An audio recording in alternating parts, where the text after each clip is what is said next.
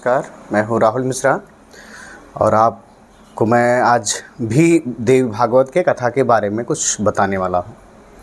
वहाँ पे एक आख्यान आता है देवी भागवत के महामुनि सुखदेव एवं तत्वज्ञानी जनक जी के बारे में कि एक बार हुआ ऐसा कि व्यास जी जो थे यानी सुखदेव जी के पिताजी, दोनों लोग महाभागवत माने गए हैं और परमहंस भी माने गए हैं। ये लोग परमहंस भी क्या, परमहंस थे वो।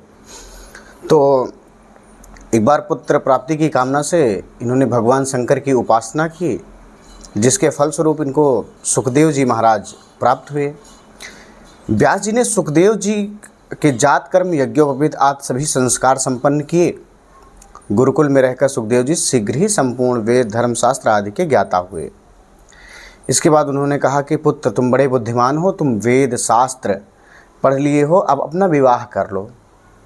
खैर, ये देवी भागवत में तो ये लिखा है कि उनका जात कर्म ये सब किया गया, लेकिन श्रीमद् भागवत महापुराण जब आप पढ़ेंगे तो उसमें लिखा यम प्रव्रजंत मनोपेतम पेत कृत्यम द्वैपायनो विरह कातर याझावा पुत्रेति तन्मयतया तरवो अभेन्दु तम सर्वभूत हृदय मुनिमानतोस्मि। यानी जन्म होते ही ये वहाँ चले गए थे वन को, और उसी के विरह में ये कातर थे। द्वैपायन जी अगर कहेंगे इसका अर्थ तो थोड़ा लंबा हो जाएगा वीडियो। और हाँ, एक चीज़ और, आप लोग वीडियो के अंत तक ज़रूर बने रहें। अगर आप इंस्टाग्राम पे देखते हैं तो फॉलो करें, और यूट्यूब पे देखते हैं तो आप लाइक शेयर और सब्सक्राइब करना चालू करें। तो सुखदेव जी महाराज को गृहस्थ के आश्रम के बारे में उन्होंने बताया, कहा कि आप कर लो और विवाह कर लो। विवाह करने के बाद थोड़ा घर हो जाएगा, जो वंश है अपना वो थोड़ा आगे बढ़ेगा। तो उन्होंने उनको तत्व ज्ञान दिया, ब्रह्म ज्ञान दिया। बोले कि पिताजी, ऐसा कुछ नहीं है, जो परिवार है, जो पत्नी है वह पुत्र है, कोई किसी का पुत्र नहीं, कोई किसी की पत्नी नहीं। यहाँ ये मृत्युलोक है, सब आए हैं, सब जाएंगे, और ये दुखालय इसका नाम ही है। दुख तो यहाँ रहेगा ही रहेगा, और एक ना दिन सबको यहाँ से चले ही जाना है। तो माने नहीं वो। तो व्यास जी ने कहा कि एक काम करो, आप बड़े भाग्यशाली हो कि आप मेरे पुत्र के रूप में जन्म लिए हो, और मैंने देवी भागवत की रचना की है। तुम इसका अध्ययन करो, और अध्ययन करने के बाद इसमें जो तत्व ज्ञान जो देवी ने विष्णु को दिया और विष्णु भगवान ने उसी ज्ञान को शंकर जी को दिया, ये फिर शंकर जी से यह ज्ञान नारद जी को मिला और नारद जी ने मुझे दिया, मैंने इसको संकलित कर दिया। तो तुम एक काम करो, इसको पूरे दुनिया में, विश्व में और लोगों को जन जन तक पहुंचाओ, ताकि लोगों का हित हो सके। अब व्यास जी ने ऐसा ही किया, सुखदेव जी ने ऐसा ही किया, सारा चीज़ सेटल्ड, सब कुछ। लेकिन कहीं ना कहीं जो सुखदेव जी महाराज थे, उनके मन में शांति नहीं आ पा रही थी, इन सारी चीज़ों को पढ़ के, इन सारी चीज़ों को ज्ञान दे करके, इन जो भी क्रियाएं थे करके भी।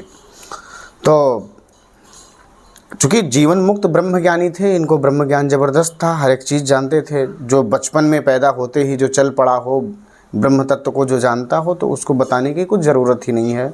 और स्वयं भगवान विष्णु जिसको आ करके जिसकी गर्भ में रक्षा किए हों, तो स्वाभाविक है कि ब्रह्म ज्ञान तो उसको होगा ही होगा।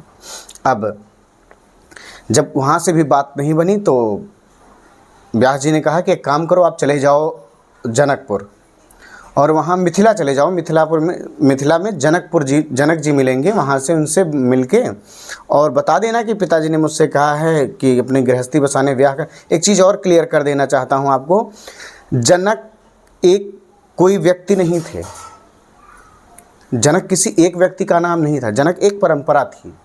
जैसे सीता जी के पिता का नाम जनक था, ऐसा हम लोग जानते हैं, लेकिन उनके पिताजी का वास्तविक नाम जो था वो था सीरध्वज। उस परंपरा के एक व्यक्ति थे जिनका नाम सीरध्वज था। तो ये जब जनकपुर में गए, वहाँ उनसे कुछ देर तो वहाँ दरवाजे पे खड़े रहे वो लोग। उन्होंने बताया वहाँ द्वारपालों से कि आप जाके महाराज से बता दीजिए कि मैं आया हूँ मिलने, व्यास नंदन सुखदेव। तो द्वारपालों ने इनका हास परिहास किया, लेकिन इन्होंने सारी जितनी भी वहाँ हास परिहास था उसको सबको ये झेल गए। चूँकि महात्मा का स्वभाव होता है, महात्मा का स्वभाव होता है, उनको सब कुछ स्वीकार है, वो ये मान के चलते हैं कि ईश्वर की ही लीला है। कैसा उन्होंने किया। इसके बाद भगवान जब सुखदेव जी महाराज जब पहुँचे जनक जी के पास, उन्होंने कहा कि पिताजी ने हमारे प्रस्ताव रखा है कि परिग्रहण संस्कार किया जाए।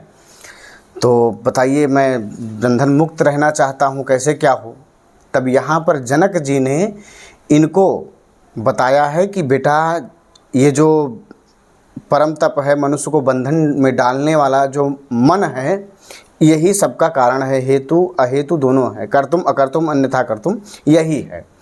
तो आप एक काम करो, आप विवाह उनसे कर लो और अपना पिता की इच्छा है, पिता की इच्छा को नहीं टाला जाता है। गुरु पिता और माता की इच्छा को ऐसा माना गया है कि बिना विचारे आपको करना चाहिए। जो कह दें उसमें कोई तर्क कुतर्क कुछ नहीं, लेकिन हाँ थोड़ा सा विवेक जरूर आप लगाइए कि क्या ये शास्त्र संगत है। तो ये चीज़ें होनी चाहिए। अब भगवान सुखदेव जी को उन्होंने ब्रह्म ज्ञान दिया, कुछ जो तत्व ज्ञान था वो भी इनको जब प्राप्त हुआ तो उन्होंने बताया कि ये जो देह आप देख रहे हैं ये आपका है नहीं, ये जो मेरा देह है ये मेरा देह नहीं है, यह मुक्ति है, यही मुक्ति है, यही बंधन शरीर और घर में नहीं है, अहमता और ममता में है। जनक जी के उपदेश से सुखदेव जी की जो शंका थी वो सारी की सारी मिट गई। पिता के आश्रम में लौटे, फिर उन्होंने पितरों की सुंदरी कन्या पीवरी से विवाह करके गृहस्थ नियमों का पालन किया। इसके बाद पुनः संन्यास लेकर के वो अपने सुख को प्राप्त किया, जो संत सुख होता है, जो परम तप होता है। जय सिया राम, जय हनुमान। आप लोग ऐसे बना रहा करिए वीडियो के लास्ट तक, अभी ये श्रृंखला कुछ दिनों तक चलने वाली है। जय सिया राम।